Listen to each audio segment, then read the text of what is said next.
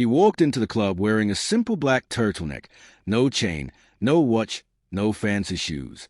Just calm confidence and a firm gaze that looked like it had seen the world and come back quiet. It was a high-end lounge, dim lighting, marble floors, exclusive crowd. The kind of place where champagne costs more than rent and people compete with silence, style, and status. But from the moment he walked in, it started. A white man near the bar nudged his friend. "Security slipping," he muttered under his breath. A couple of women at the lounge corner exchanged raised eyebrows. "Is definitely lost," one whispered, "or delivering something." He kept walking, not rushing, not hesitating, just heading toward the back, where the VIP booths sat behind velvet ropes, with bottle girls, low sofas, and million-dollar egos packed into one glass corner. And then came the stop. A tall white bouncer stepped forward. "Hands up. Sir, I'm going to need you to head back to the general section." He raised an eyebrow. "Why?" The bouncer smirked. "This is for VIP guests only." "I know." "Then you know you're in the wrong place." Another staff member stepped in. "Sir, this is a members-only section. Can I ask who invited you?" By now, people were watching, heads turning, phones creeping up, pretending to scroll but recording. He glanced around, saw the looks, judgment, mockery, even a flicker of disgust. Still calm, he said, "Give me 1 minute."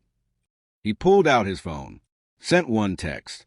Exactly 30 seconds later, the club manager came jogging in, tie undone, forehead glistening. "Is there a problem here?" he asked the bouncer. "Yes," the bouncer answered. "This guy tried to sneak into VIP." The manager turned, took one look at the man, and froze. "Mr. Reed," he said quietly. I'm so sorry. This was not supposed to happen." The bouncer blinked. "Wait! Who?" The manager was already unhooking the velvet rope. "He's the host tonight. This entire VIP section was booked out in his name." Silence. People's heads snapped toward them like dominoes. The whispers stopped. The laughter dried. The same white man who had mocked earlier took off his cap. The same women in the corner suddenly tried to fix their hair, adjust their makeup. And the bouncer? He stepped back like he'd seen a ghost.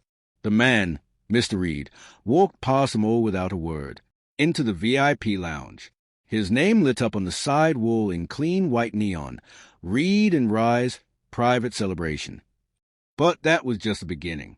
Inside the lounge, the vibe was nothing like the rest of the club. It wasn't full of celebrities or influencers. The guests were mostly young black professionals, entrepreneurs, students, even single parents. No loud chains. No designer label screaming for attention. Just people, dressed clean, confident, calm. A server approached him with champagne. He declined. Instead, he picked up the MIC on the side table. Music faded. People turned. He stood in the middle of the room, microphone in hand, and said, "Tonight wasn't about status. It wasn't about showing off.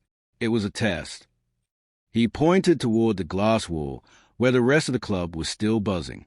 I walked in with no designer suit, no security, no loud entourage. And the first assumption was I didn't belong. A few guests nodded. Some looked down.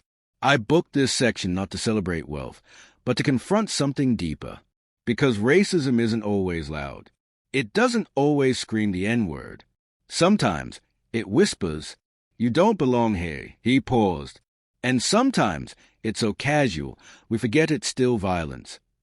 There was silence. I've been called bro in rooms where I had the highest IQ. Been followed in stores I could buy twice over.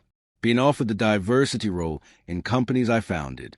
And tonight, I wanted the world to see what happens when a black man doesn't wear the mask of wealth, but still demands respect. A woman near the bar wiped a tear.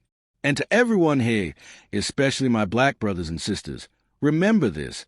Your presence is power. Your skin is not a threat. And your silence cannot continue. He dropped the MIC. Applause rose. Not forced, not hyped. Just pure, unfiltered energy. A moment of truth. And outside the VIP section, people started reflecting. Someone at the bar said, "I judged him without knowing a thing about him." Another person muttered, "That's on us." The bouncer? He stood by the rope, silent, regret etched across his face. If this message moved you, hit that subscribe button, turn on your notification bell so you don't miss the next drop, and share this story with someone who needs to hear it. Tell us in the comments, have you ever been judged for how you look? We want to hear your story.